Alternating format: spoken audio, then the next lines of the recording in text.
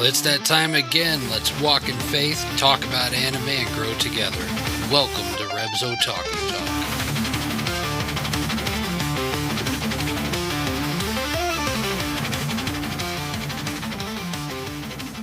Hey Otaku family, welcome to Rev's Otaku Talk Studio Ghibli Fest. I'm your host Rev, and with me is my co-host K2. Howdy, howdy. This season we're diving deep into the whimsical, heartfelt worlds of Studio Ghibli, where fantasy meets faith and wonder points us back to the creator. Whether you're a lifelong Ghibli fan or just discovering these animated masterpieces, we're here to explore each story through the lens of Christian values. From the skies of Laputa to the forest of Totoro, we will uncover powerful themes, spiritual insights, and the beauty of God's truth woven into every frame. So grab your favorite snack, open your heart, and get ready for a journey where faith and fandom soar together. This is your Christ Walk with Otaku Talk. Studio Ghibli Fest starts now.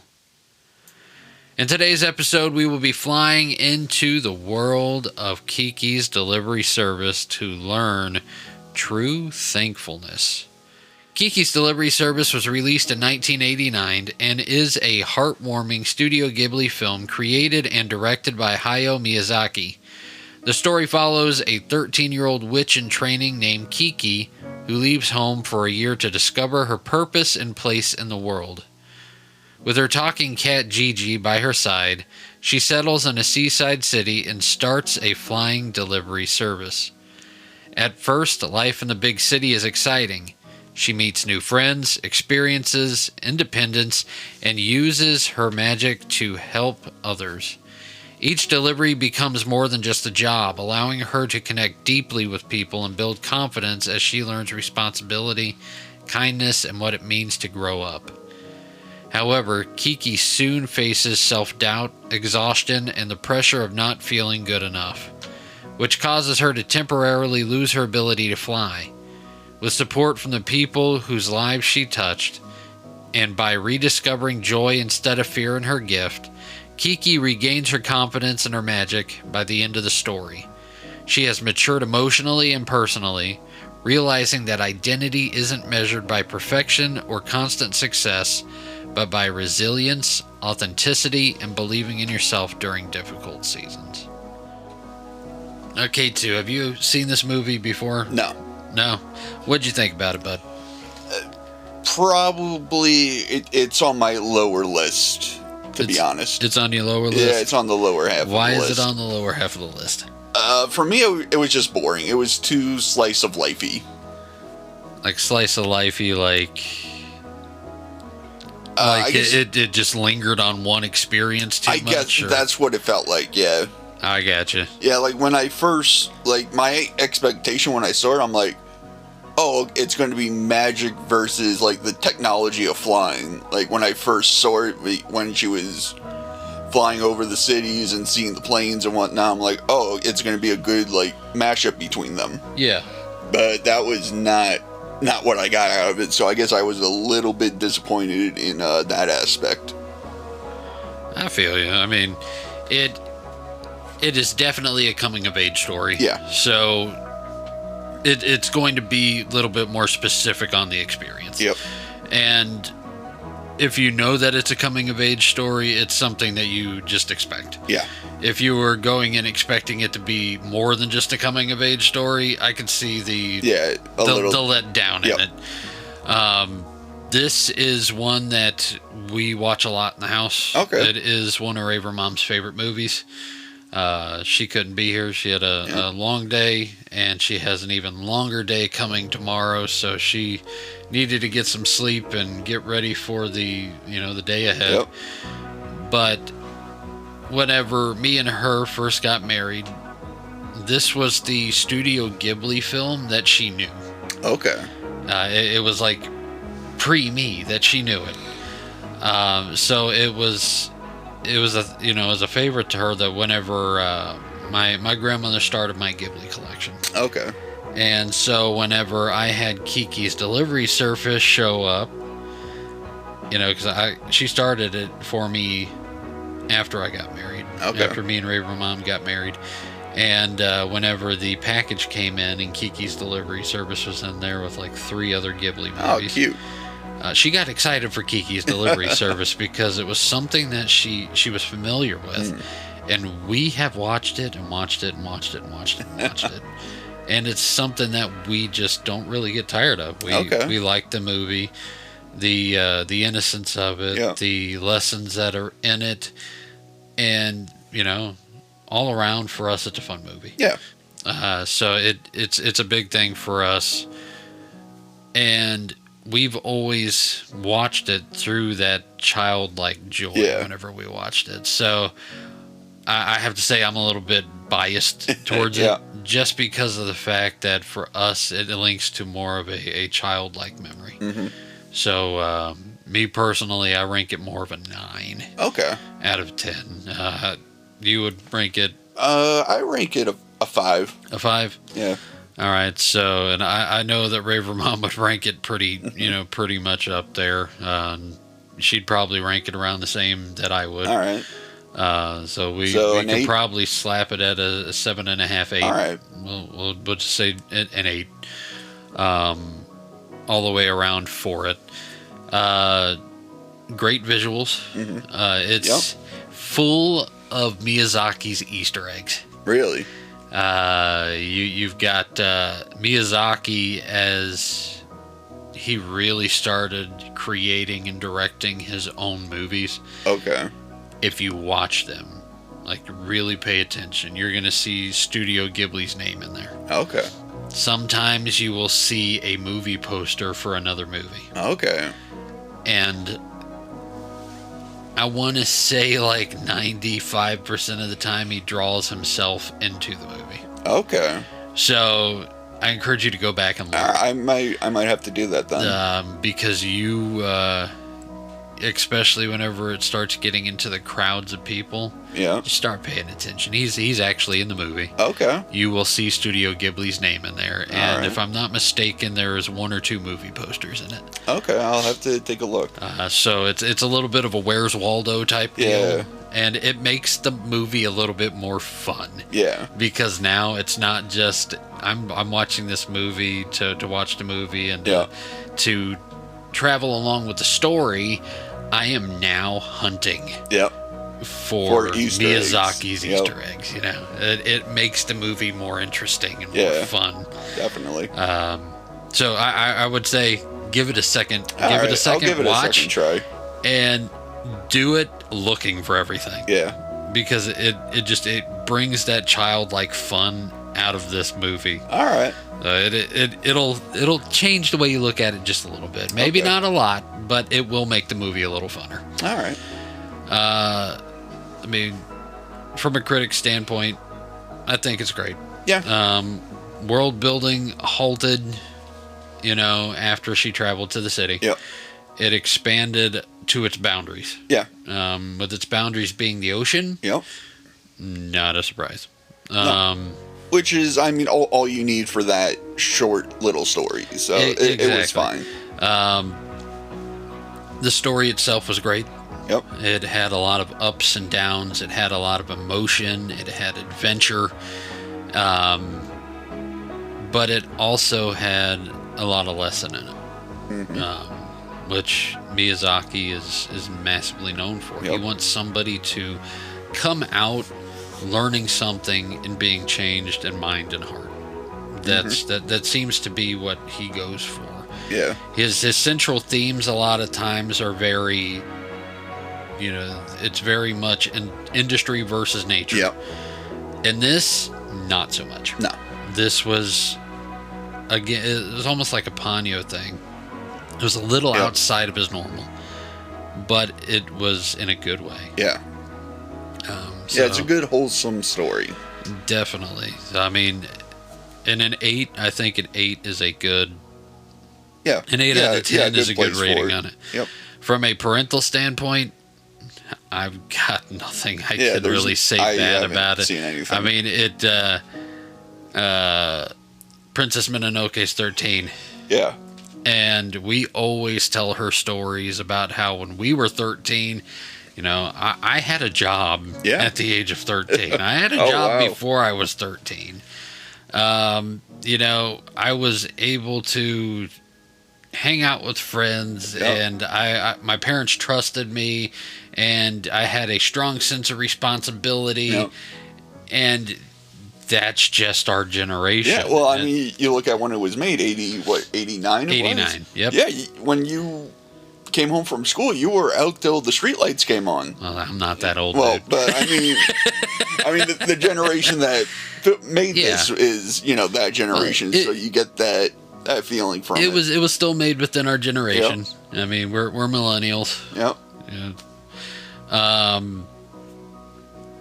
But the story in itself and all the lessons are timeless. Yeah. But it's I would not send my 13-year-old out at all. Kiki was immature. Yep. But she was a responsible immature. Yes. Like, she was immature in the way that she thought. Yep. She was immature a lot of times in the way she acted. You could tell the child. Yes, she was still a child. Yeah. But as the movie went on, you saw that even though within that childishness, Yep. like you really saw some of the maturity whenever she went to the store to get the necessities. Yeah. And so, you saw her buy a stove, you saw her buy a frying pan, you saw her buy food, you saw her buy plates, utensils, and cups, and she was buying necessities. Yep. And whenever it was all done, well, it looks like we're going to be eating pancakes for a while. Yep. She knew what she could afford, and she was prepared. Yep. To do that right there, if I were to send my well, even Kid Koopa, if I were to send either of my oldest ones out into the world, and I gave them a certain amount of money and said, use this to get started, they would be back the next day, because they wouldn't have used it wisely at this point in their life. And I can honestly say that based on how they are with money right now. We try to give them more responsibility. It's like, okay, you got money. You need this for school. You need this for yourself. So why don't you spend the money on what you need? Yep. I mean, that may not be a popular thing to do, but in this day and age. Done. But if I just, at this point in their lives, continue to just keep buying them everything, whenever they have the means to do it themselves, when are they going to learn? Yeah. And that, like I said, back whenever I was that age, I had a job. I would buy my own lunch at times. Okay. I would, if I wanted something, I would save my money for it. But if I needed something, I would get that first. I would pretty much split my checks. Yeah. I need this to be able to do this, but I want this. So how can I make it happen? I was learning budgeting at 13. Yeah, that's good. That's an important skill. Whenever I was 15, okay, I need gas. All right, I'm starting to drive. Yep. So my parents got me a car at 15. They bought me the car. Okay. But I had to make sure I kept up with my schoolwork, and I had to pay for my own gas. Yeah.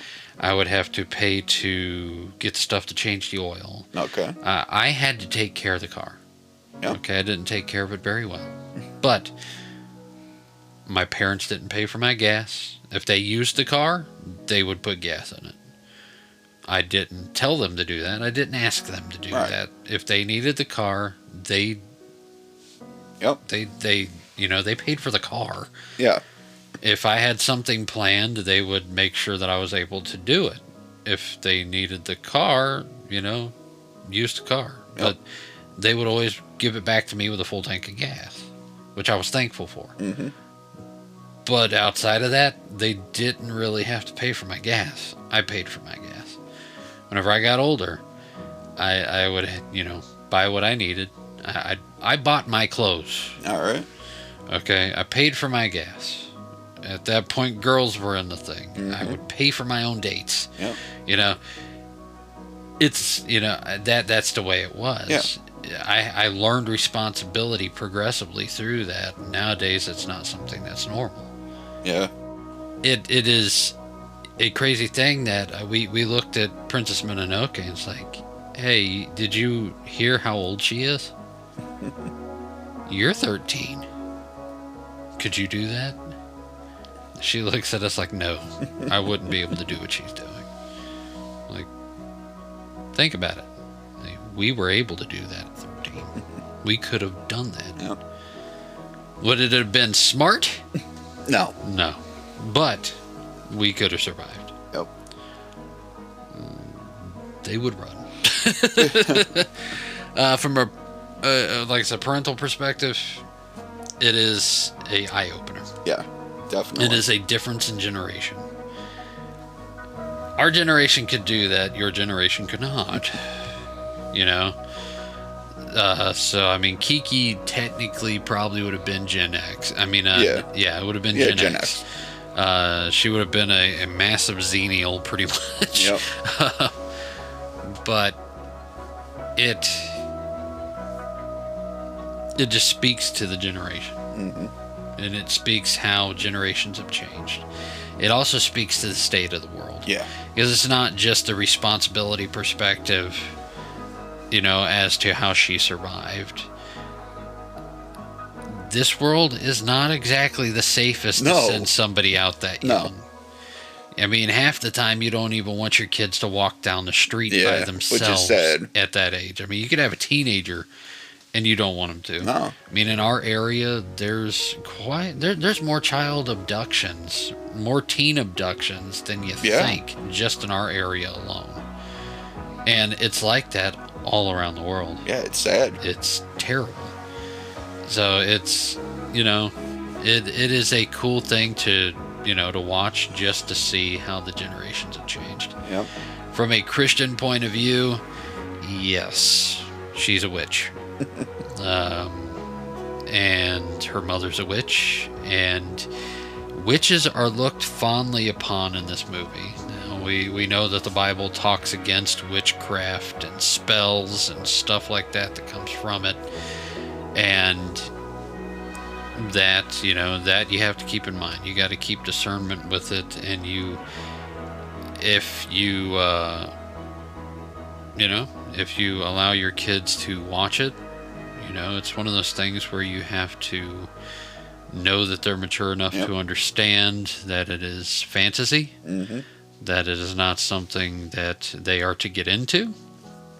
But if you are also all for watching Harry Potter or anything like that, this is so mild compared to and even the mother, I mean, I wouldn't even call her a witch. She's more of an alchemist. She was more of an alchemist than a witch. I think the only area where, you know, it kind of put on that she was more witch than anything was that she flew her broom.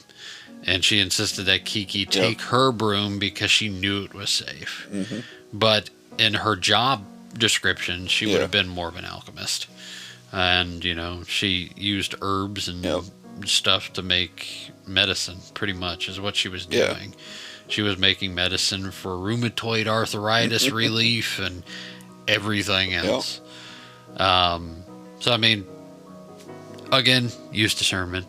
And if you do that, whatever decision that you make, it will be the right one if you make it using the discernment that you need to make for your home and for your personal life. And we'll leave that there. But we chose this movie to do Thanksgiving week, or the, you know, going into Thanksgiving, because this will be the one that releases for Thanksgiving. We chose it because throughout the entire movie, at its roots, is thankfulness. It is a lot of gratitude, and it's a very huge part of the movie. Whether people notice it or not. And preparing for this, it took me a while to find the verse that I was looking for that whenever I watched the movie, it was kind of the verse that came to mind. And I finally found it after searching for a while in 1 Thessalonians chapter 5, verses 12 through 22. And this is one of Paul's letters. We love talking about Paul. He was like the church dad for a lot of churches. And this was a letter he wrote to the church of Thessalonica. And the part that I want to look at is, he in his letters, he instructed, he disciplined, and he really, put his heart into his letters to make sure that these churches would succeed and have all the tools that they needed. And the part that I want to look at was his final instructions. It was right before he gave his closing benediction. Benediction is a blessing. Okay. So it's the instructions he gave before he gave his final blessing to close the letter out. And we find that chapter 5, verse 12 through 22, and it says, "We ask you, brothers, to respect those who labor among you and are over you in the Lord and admonish you, and to esteem them very highly in love because of their work. Be at peace among yourselves. And we urge you, brothers, admonish the idle, encourage the faint-hearted, help the weak, be patient with them all. See that no one repays anyone evil for evil, but always seek to do good to one another and to everyone. Rejoice always, pray without ceasing, give thanks in all circumstances. For this is the will of God in Jesus Christ for you.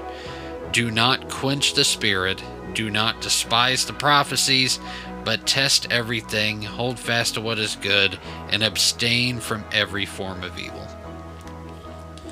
So I know that's a long-winded thing, and not all of that really pertains to it. But I believe that whenever you read the Bible, you need full context. So you need to read a little bit before, and you need to read a bit after.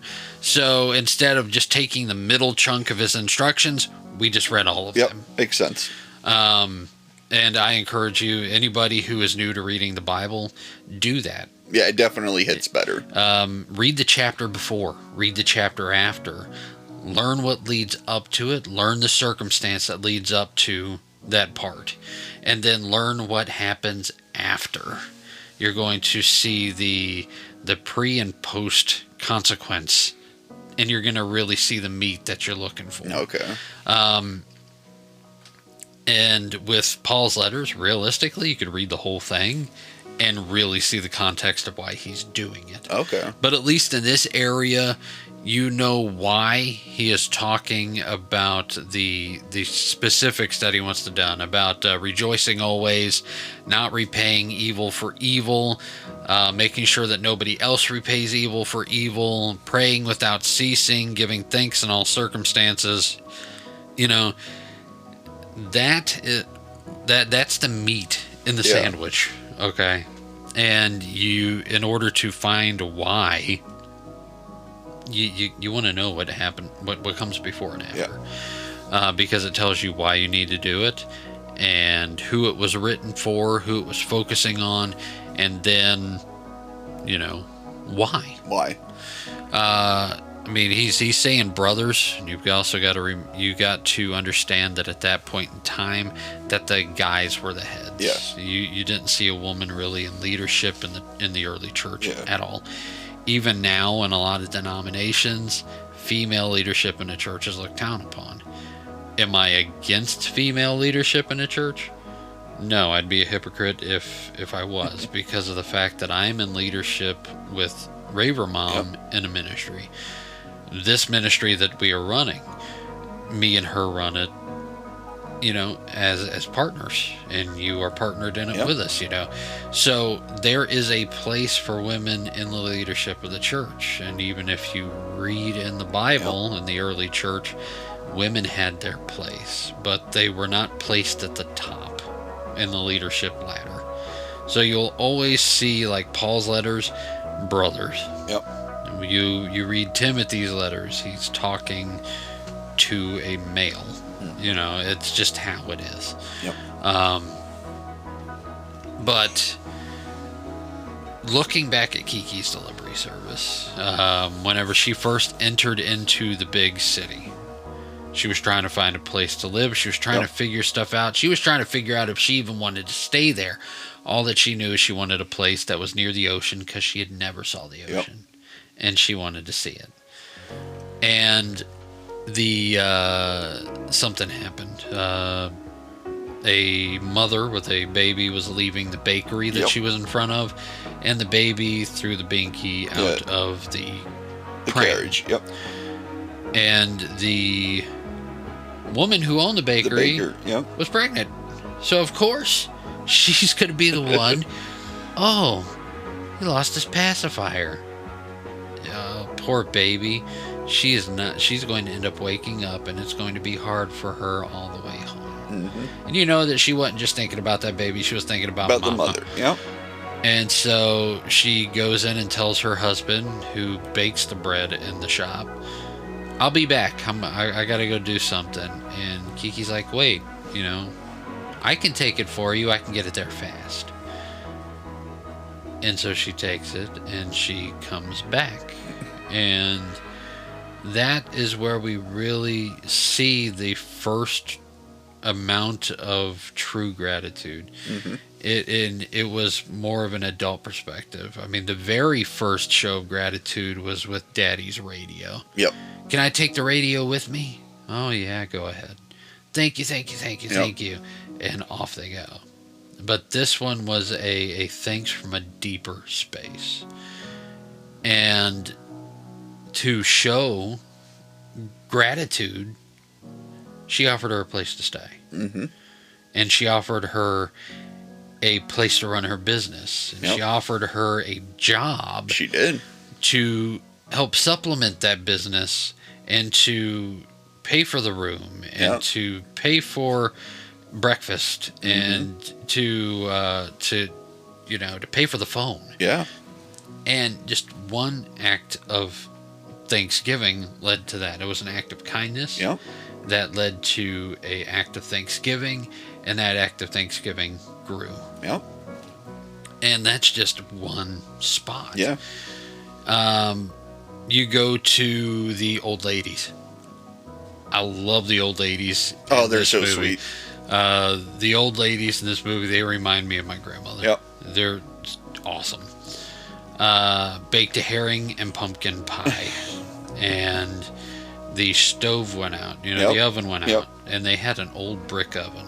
And Kiki's like, oh, I used to help my mom with this. So she assured them that she knew how to do it and that she could help them get this oven running and get this steak made so that she can deliver it. And they succeeded. I mean, honestly, that is the point where it kind of makes your mouth water just a little bit, because that thing came out looking pretty good even for animation. I mean, the crust had a pastry fish on it, for Pete's sake. Now, if a herring pumpkin casserole really tastes good or not, that is a different story. I'm glad we didn't taste that during the Food and Fellowship episode. Good thing there's no smell-o-vision yet. It probably smelled good. I mean, depending on if they loaded it with pumpkin or if they used the pumpkin as almost like a seasoning or a thickening agent, or they used it in that manner, we probably wouldn't be able to tell. But if it was like chunk pumpkin, no thank you. But that gratitude was slow growing. And those old ladies ended up becoming more like grandparents to Kiki. I mean, they tricked her into doing a delivery toward the end of the movie, but it was to give her a birthday cake. And it was they had so much thankfulness for her. And what she did for them and the time that she took to do it. And she helped out around the house while it was baking too. Exactly. And she did it not wanting anything extra. She came to deliver something, There was an issue. She had the time. Let me help you get this done, and I can make the delivery. Yeah. She didn't ask for any more money. Nope. She did it out of the kindness of her heart. And again, that speaks to her maturity, her growing in maturity. And it also, shows where having that selflessness can lead to a type of thankfulness that can grow beyond. Because like I said, they ended up paying her way more.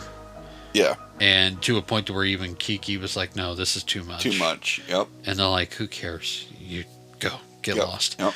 And then to make her birthday cake at the end. And then it was, well, I would like to know your birthday so that I could repay you on your birthday as well. And it started becoming more of a family thing. Yeah. And it kind of showed how that bond was growing. But that bond was grown out of thankfulness. Yeah. Which is a really big deal. And you see things like this throughout the entire movie, and you see how it grows her. You see how it really impacts her toward the end whenever she loses her powers. Yep. It's not really lost, but she lost the want. Yeah. She lost the purpose, and she went into a depression.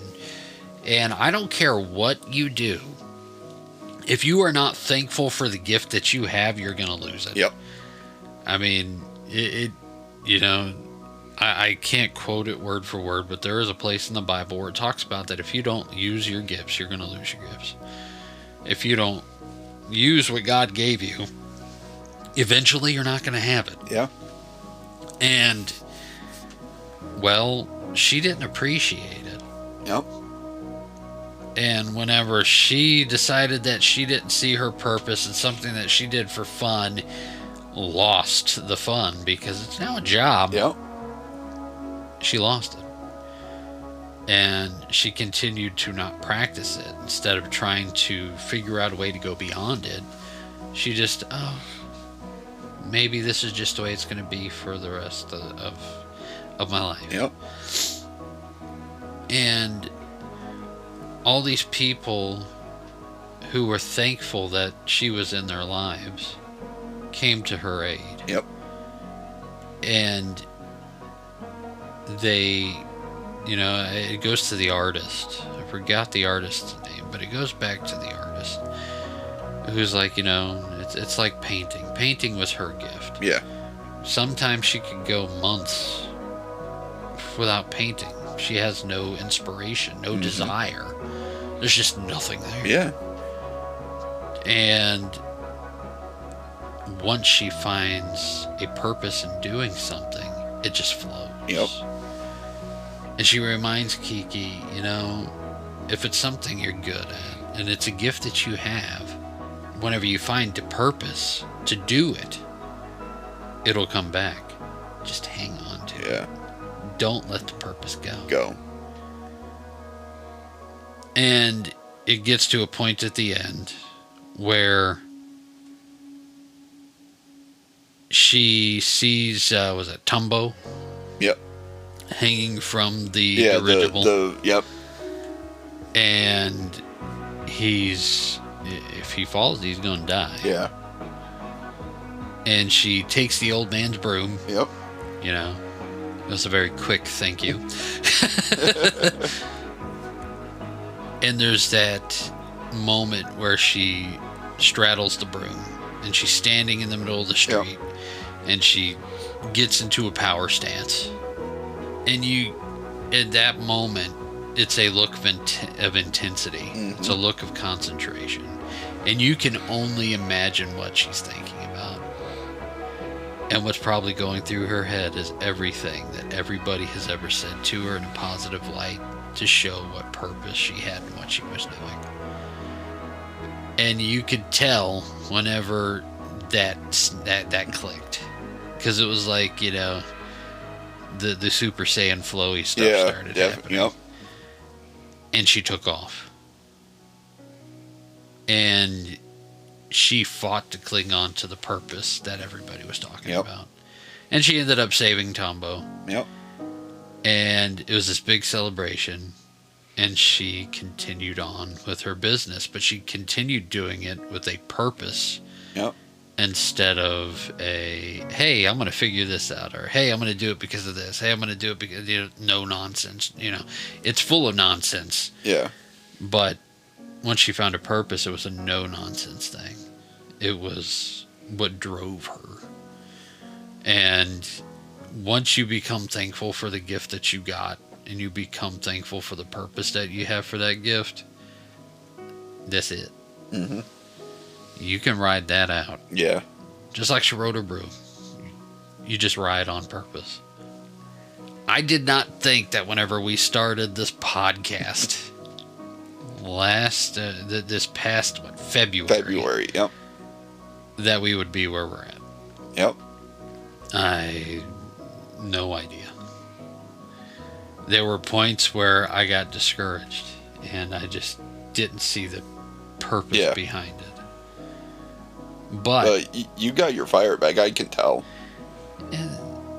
What brought the fire back isn't in the numbers. It isn't in the reactions that we're getting from the people who listen, and I'm thankful for everybody who listens and supports this podcast. But what kind of drove the purpose in was in what Raver Mom did to uplift me in those downtimes. Okay. It's in what you did for me in those times. At the sheer fact that, like you said, you could tell that I'm a little different. Yeah. You can tell that I act a little different. But throughout the lull, where possibly some of our worst episodes, you still stuck with it. Yep. And the sheer fact that you were willing to ride it out even in the low time, if we could get through that, Yeah. And I was thankful that you stuck by with it. I was thankful that Raver Mom stuck by with it. And, throughout the course of all of that, the purpose of this podcast was shown. And I'm thankful that, throughout all of that, with you guys hanging in, that the purpose revealed itself. Yeah. That God revealed the purpose that he had for this podcast from the get-go. And I'm thankful that, we hung on the way we did. Yeah. And now that the purpose for this podcast is here, it's something I look forward to. Even throughout the weeks where, I'm late writing the lineup and I'm late watching the movie, or I'm late on the TV show, which annoys the snot out of you guys. It doesn't bother me too much.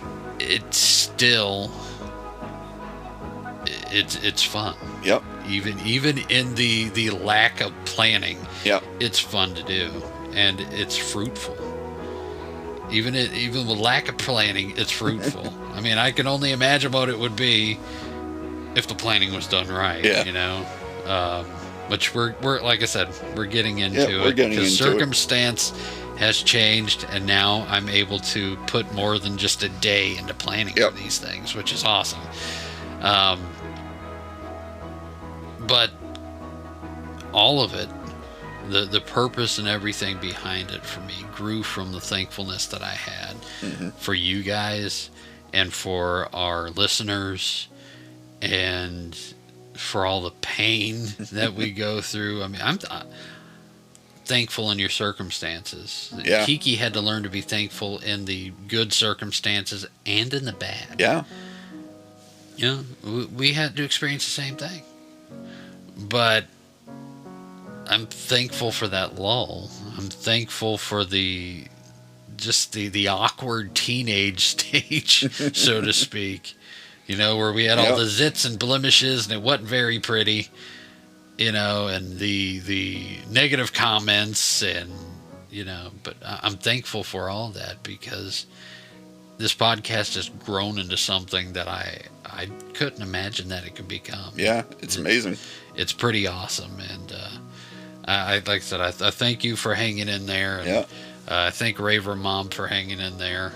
And, you know, I believe God stuck you in my it's life a cool for opportunity this to have. reason. And, trust me, it was the most random thing for me to ask you to get into this, because whenever I asked you, I barely knew you. Yeah. I knew you. What, like for like 3 weeks or something at work? A little more than that. It was a couple months. I knew you for about two and a half, 3 months. Yeah, something like that. But our conversations were like more in passing. It was like a 10-15 minute passing conversations every couple of days. Yeah. I did not know you. I liked your car, but I did not know you. Yeah. But you know, and it was a leap of faith.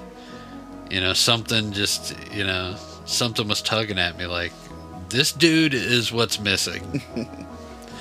Ask him, get the show on the road. Yep. Like, okay, well, we'll see what happens. We'll see what happens. So I welcomed a stranger into my home and into my studio, and here we are almost a year later. Yep. Yeah, basically, if you count work, a year later. I asked you to come on board with this around Thanksgiving. Yeah, it was around Thanksgiving last year. Yep. Holy cow. Full circle. Yeah. Full circle. Look at where we are now. It kind of tells everybody how long this has been in the works. But in Kiki's delivery service, Thankfulness quietly weaves itself throughout Kiki's entire journey. She learns to appreciate the people who support her. She even whenever she feels unsure of herself. From Asano offering her a place to stay, to Ursula reminding her that creativity and confidence return in their own time. Kiki begins to understand that she is never truly alone. These moments show us that gratitude isn't just about saying thank you, it's about recognizing the blessings around us, even in seasons of struggle. Kiki learns to be thankful not only for the good moments, but also for the challenges that help her grow into the person she's meant to be. This theme reflects the heart of 1 Thessalonians 5:12-22, which encourages believers to give thanks in all circumstances and to honor and uplift one another. The scripture reminds us to live with kindness, encouragement, patience, and joy. Values we see play out throughout Kiki's story. Just as the townspeople supported Kiki and she supported them in return, we're called to build each other up, to hold on to what's good, and to stay thankful even when life's difficult. Kiki's journey shows that gratitude strengthens us, brings us closer to others, and helps us see God's goodness in every chapter of life. It's a question. All right. What scene in the movie, to you, highlighted the importance of being thankful for the support of others rather than trying to handle everything alone? I think when she was sick and getting over being sick. Okay, with the way Ursula was helping her and stuff? Yep. Okay. Yeah, I could see that. Ursula kind of took a mother's role at that point in time. Yep. Forcing her to eat the soup and forcing her to take some time off, you know. Yeah, I mean, did you see anything else that kind of stuck out in that situation? No. Yeah, I think, taking on the mother role for her. I think the sheer fact that she wasn't worried about Kiki compensating for it. I mean, right there. She was not worried about Kiki paying for it or working to stay there. And even whenever she went to Ursula's cabin, take your time. Yep. Take your time coming back. I'm sorry, what in the world landlord would do that? I mean, for me, it was the old ladies. Yeah. That for me was it. I mean, it's not really looking at Kiki in this essence, it's looking at the ladies. Yeah. Because those, you could tell whenever Kiki started talking about starting up the brick oven, that the one lady's like, I don't know about this.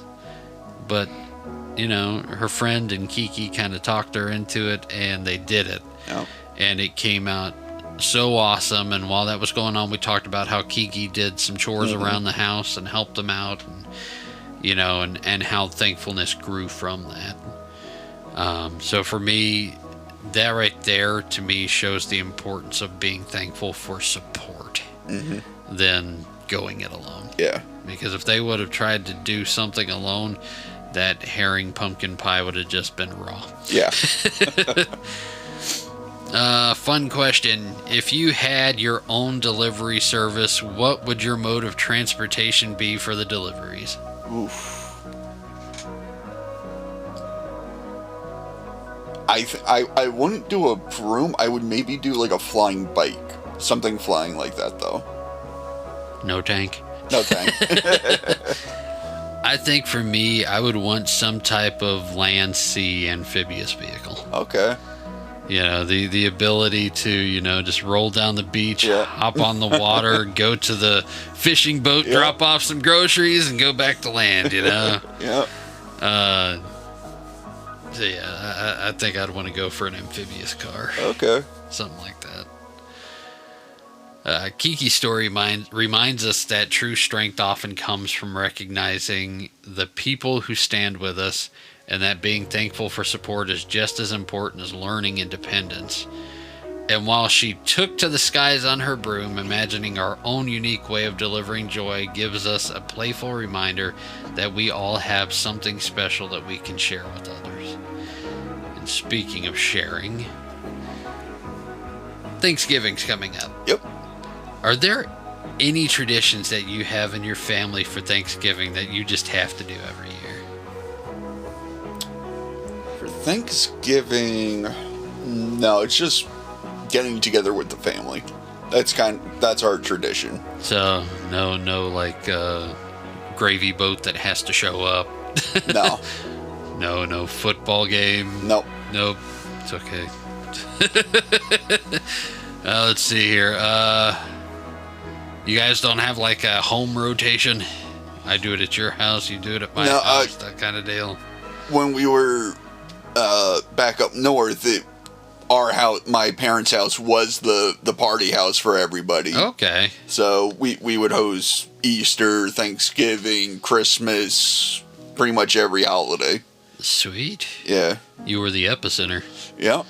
Yeah, there for a while, whenever me and Raver Mom first got married, it felt like that at points. I mean, it wasn't so much for our family as, our blood family. Yeah. As it was the family that we kind of built around us. Our house was the epicenter, which is both fun and cool, and after a while, sometimes annoying. But yeah, that's just the way thing is. I mean, for us, we have a few traditional things that we do. Big one. My grandmother passed away a couple of years back. Okay. And one thing that she always did was she made deviled eggs. Okay. And she had this jade plate, solid jade, and it has 24 karat gold outline laid in. And she had to use that plate to serve her deviled eggs. Whenever she passed away, Raver Mom, that was the only thing that she wanted and she admired, and it was a big thing for Raver Mom, because for her it was a show of family tradition. Okay. And she really held that to heart. And I talked to my parents, and we got the jade plate. Nice. And we make deviled eggs. All right. And every year it goes on that jade plate. Nice. I mean, it's, that's one tradition that was put in there for my grandmother that we just continue. Right. A newer tradition is every year on Thanksgiving, I have communion. Okay. At my house or wherever we're at. We do communion with the family. Mm-hmm. And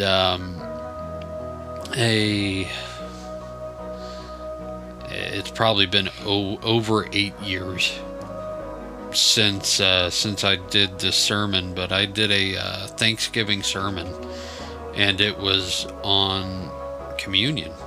And I was looking at the Greek meaning of communion, and in Greek, the Greek word for communion is Eucharist, which if you're Catholic, you know this. Yep. And if you break down the word Eucharist, it means thanksgiving. Really? Yeah. Wow. It means to give. It means to give thanks, and it kind of gives a new look on communion, because as you know, growing Christians, whenever we look at communion, we look at it as the way the Bible specifically depicts it, which is a covenant with Jesus, to remember the sacrifice that he's made, and to share that sacrifice with new people and new generations and new Christians, and to keep what Jesus did alive. You know, and the communion symbolizes, you know, the breaking of his body and the shedding of his blood, and why he did it. And it also is a symbol of the new covenant that we have whenever we accept Jesus into our lives and we accept that sacrifice. But to look at it from the perspective of what the Greeks called it, they literally are calling it Thanksgiving. To look back on what Jesus' sacrifice is, to look back on that covenant we made with him, to look back on what we are to remember, and to what we are to share with people. And we can share it out of obligation because we're committed to doing this. I mean, it literally was a commitment that the disciples were making at that time. And whenever we partake in communion, we are partaking in that commitment to do what Jesus commanded that we do in that first communion.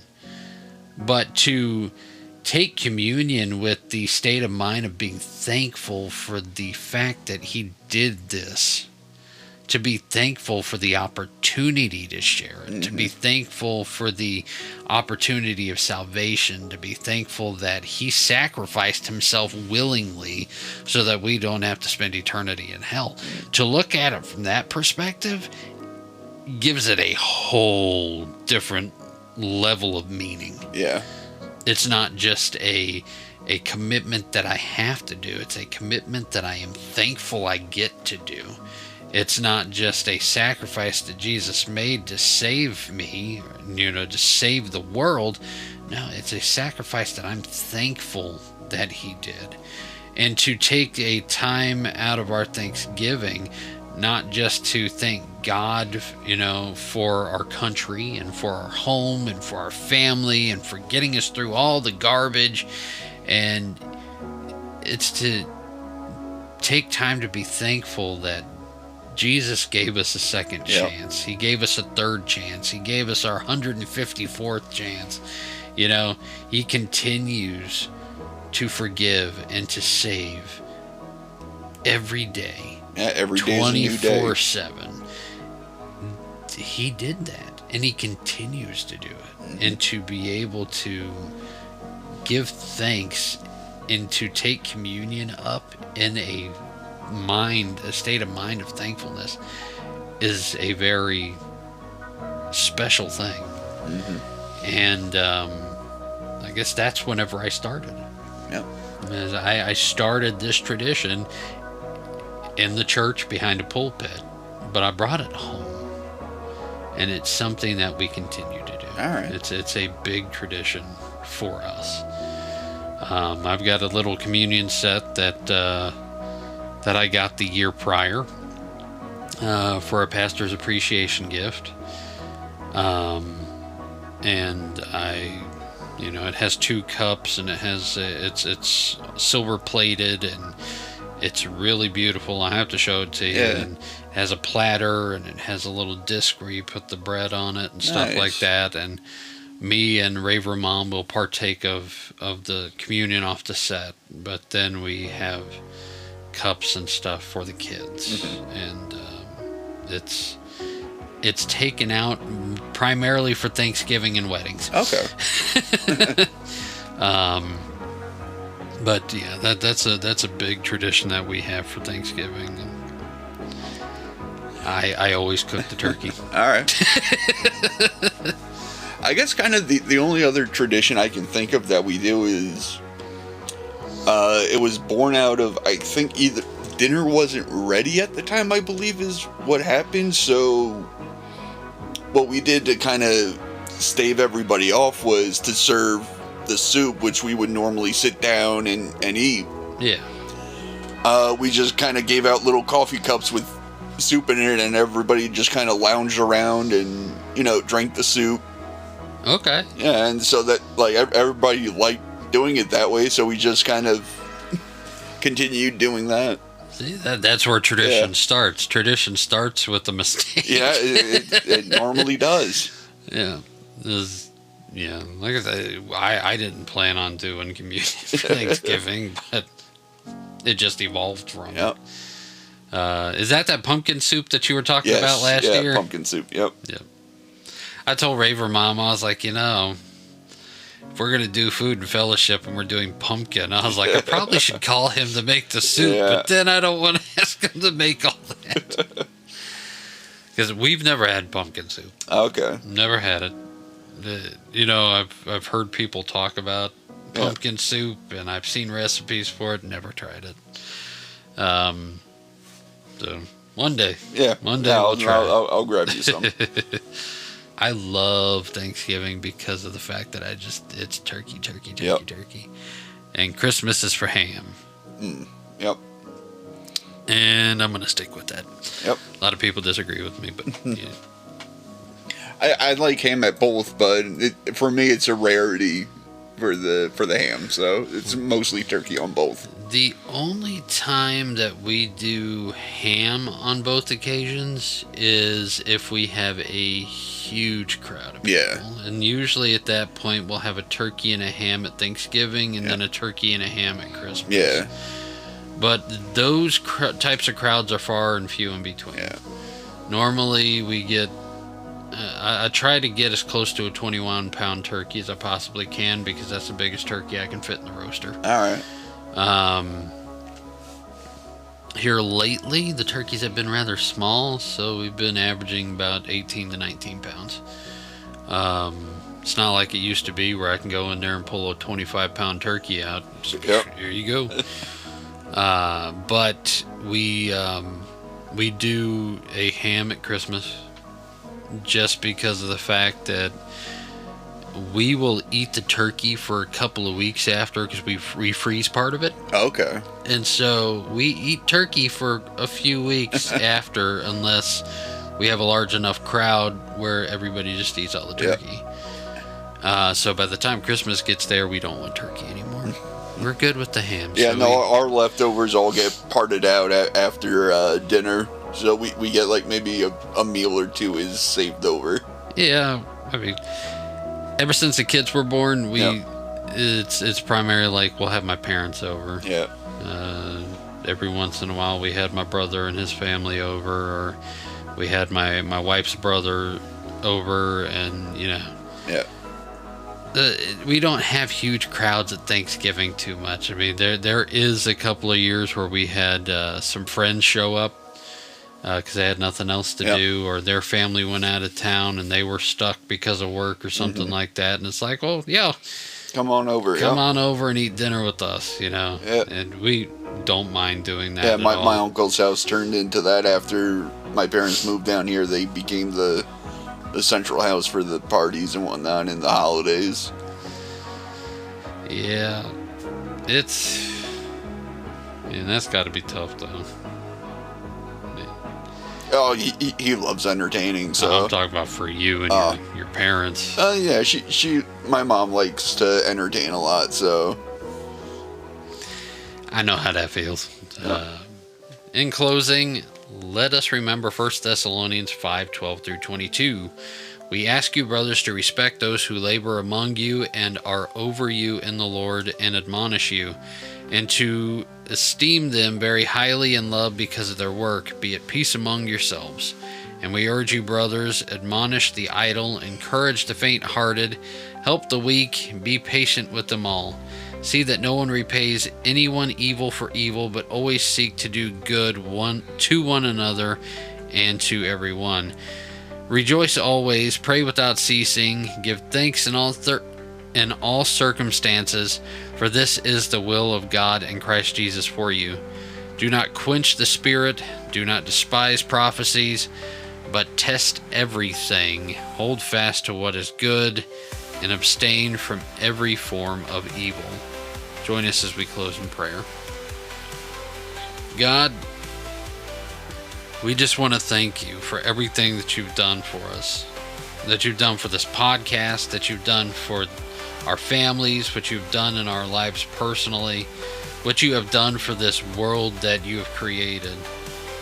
God, I pray that as we move into the Thanksgiving season, that we remember the one true reason that we will always have to be thankful for, and that is the salvation that you have given us through the sacrifice of your Son. And God, I ask that you open our eyes to see you in the wonder and in the lessons and beauty that's around us, even in the worlds created by artists and animators. I pray that you let our passion for anime to draw us closer to your truth. In Jesus' name, amen. Amen. Thank you for hanging out with us on Rev's Otaku Talk Studio Ghibli Fest. Make sure to subscribe on your favorite podcast platform, and don't forget to like and follow us on Facebook at Rev's Otaku Talkers and on X at Rev's Otaku Talk. We'd love to hear from you. So drop a comment, leave a review, and share your favorite God and anime moments with the community. Also, check out Rev's Otaku Shop to grab some awesome merch, and don't miss out on a bag of Rev's Konkohi coffee. The link is in the description below. Until next time, keep your anime collection strong and your faith stronger. See you later, guys. Take care, all. Keep it up. Listener mail and fan debates. We love the art the Lord creates. From Studio Ghibli to Naruto, God speaks in ways you didn't know. Stories rise like rising sun. We break them down one by one. True, this ain't just hype, it's revelation. Anime with holy inspiration. Otaku life with transformation. Faith and fandom, no limitation. It's Revs! Otaku Talk! From JoJo's post to Spirit Lead, we laugh, reflect, and plant that seed. It's Revs! Otaku Talk! So hit that play, don't walk away. Let's geek and grow in Jesus' way. O-T-A-K-U, talking truth in all we do. Revs crew, rolling through. Faith meets fandom just for you. To all our amazing listeners, supporters, friends, and fellow otaku, we just want to say thank you. Whether you've been with us since the beginning or just tuned in this season, your encouragement, laughs, comments, and excitement have made every episode worth recording. This community has become more than just a relationship between listeners and hosts, it's become a family. As we gather together with loved ones this week, we are grateful for the stories that bring us together. From anime adventures to Ghibli magic to our everyday lives, to those deep conversations about faith, joy, and hope. We thank you for letting us be a small part of your week and your lives, and for sharing your time with us. So from all of us here at Rev's Otaku Talk, we say, may your holiday be full of peace, warmth, delicious food, and a reminder of how loved you are. We are thankful for each and every one of you, and we can't wait for more episodes, more laughs, and more fandom fun. Happy Thanksgiving, fam. Stay blessed and stay otaku.